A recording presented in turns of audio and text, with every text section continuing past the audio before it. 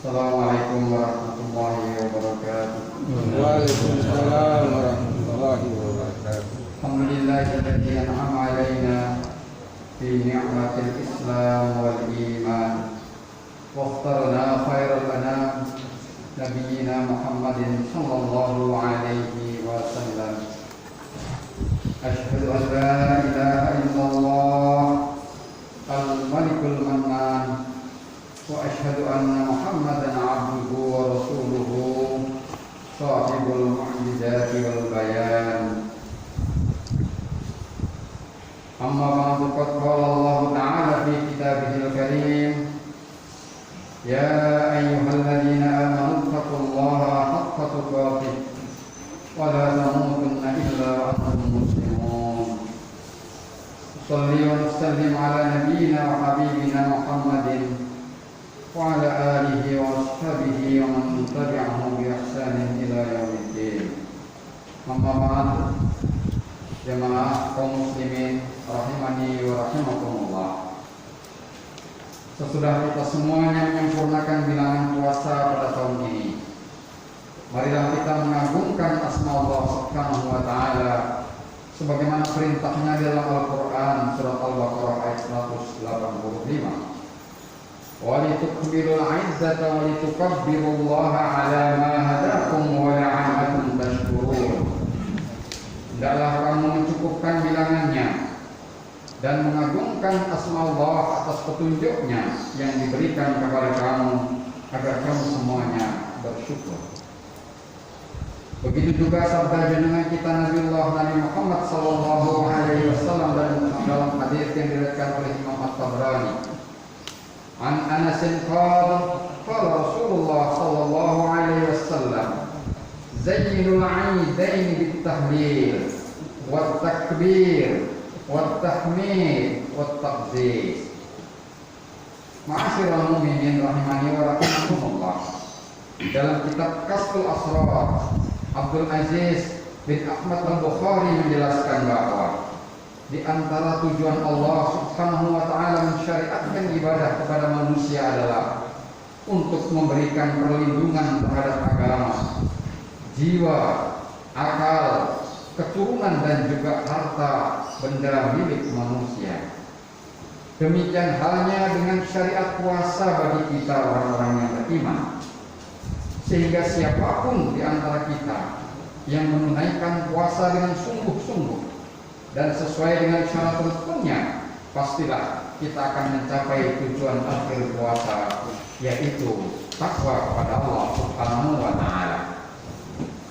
Ketakwaan kepada Allah pada hakikatnya memerdekakan jiwa manusia, lepas dari ketergantungan terhadap makhluk, karena sesungguhnya orang yang bertakwa hanya bersandar kepada Allah, Zat yang Maha Segala. Ma'asyiral mu'minin rahimakumullah. Di tengah kondisi banyaknya persoalan bangsa kita hari ini, mari kita renungkan kembali persoalan-persoalan itu dalam khutbah kesempatan pagi hari ini secara sekilas. Mulai dari masalah pandemi COVID-19, tingkat kemiskinan, keadilan dan persamaan hak serta kewajiban di mata hukum, maraknya narkoba, persoalan ketenaga kerjaan, kerusakan sumber daya alam, konflik horizontal, adanya radikalisme dan berbagai masalah lainnya. Sungguh kita membutuhkan solusi agar bangsa ini segera keluar dari krisis multidimensi tersebut. Disinilah perilaku takwa itu diperlukan. Masalah pandemi misalnya, sampai dengan hari ini belum berakhir. Hal ini merupakan persoalan global yang memporak-porandakan berbagai aspek kehidupan manusia di muka bumi, mulai dari kesehatan, ekonomi, aspek sosial kemanusiaan, bahkan menyentuh level kehidupan beragama, yang semuanya itu berdampak adanya pola dan model baru dalam menjalani kehidupan individual maupun masyarakat secara luas. Belum lagi pandemi ini telah menelan korban nyawa secara langsung terhadap saudara-saudara kita adalah WHO, Badan Kesehatan Dunia, merilis pertanggal 9 Mei 2021 korban terkonfirmasi positif di seluruh dunia sebanyak 150.928.118 orang dengan tingkat kematian sebesar 3.277.272 nyawa. Sedangkan situs resmi nasional di Indonesia memberitakan bahwa orang yang positif terpapar COVID-19 ini telah mencapai angka 1.713.684 orang dengan tingkat kematian 47.012 orang. Dampak ekonomi, BPK menginformasikan kepada kita bahwa pemerintah telah mengeluarkan anggaran lebih dari 1.035,2 triliun rupiah yang berasal dari APBN maupun APBD. Hal itu belum lagi anggaran yang dikeluarkan oleh ormas keagamaan dan sosial seperti Muhammadiyah, Nahdlatul Ulama, Al-Wasliyah dan lain sebagainya. Mereka semuanya turut mengatasi hal ini dengan cara mereka masing-masing. Namun semuanya ini belum menunjukkan hasil menggembirakan untuk susutnya penyebaran virus. Dampak ekonomi yang lain, menurut Journal of Business and Entrepreneurship, kerugian karena COVID-19 ini mencapai 517 triliun sampai dengan 830 triliun setiap satu bulan. Sementara kerugian sektoral, individual, corporate sebagai entitas usaha tidak lagi terhitung jumlahnya. Persoalan kemiskinan yang kita hadapi, masalah ini mengurat dan menyebar seperti layaknya kanker, di mana pada bulan September tahun 2020 tercatat 26.420 orang berada dalam garis kemiskinan, meningkat 1,63 juta jiwa dibandingkan tahun 2019 pada bulan yang sama. Apabila garis kemiskinan sebesar 410.670 per kapita per bulan, ini berarti pendapatan mereka per hari kurang dari $1, dan inilah yang disebut dengan kemiskinan absolut. Aspek tenaga kerjaan menurut data BPS tahun 2020 terjadi peningkatan 5,34%, yakni menjadi 7,70 atau 7,07% dari jumlah angkatan kerja, yaitu sebanyak 131.010.000. Angkatan kerja tersebut tidak terserah alias menganggur sebagaimana yang tercantum di dalam harian kompas.com. Belum lagi lebih dari 98.902 orang tenaga kerja asing yang pada tahun 2020 meningkat 10,88% dibanding tahun sebelumnya telah memasuki Indonesia dengan status high level power labour atau tenaga kerja yang terdidik. Ini semua menjadi persaingan bagi anak-anak bangsa, menjadi pesaing anak-anak bangsa untuk mendapatkan peluang pekerjaan. Demikian seterusnya. Beban berat tersebut bukan sekedar pada bobot masalah yang memang kompleks, tetapi pada saat yang sama diperparah dengan penyakit kronis menular yang bernama korupsi yang telah tersaji secara jelas melalui media elektronik maupun cetak di negeri kita ini. Gambaran di atas setidaknya memicu pertanyaan bagi kita semua ma'asyiral mukminin. Pertama, di mana dan apakah bekas puasa kita selama ini? Jawaban itu ada di dalam hati kita masing-masing. Sebab puasa adalah ibadah milik Allah dan Dia pula yang akan memberikan balasannya.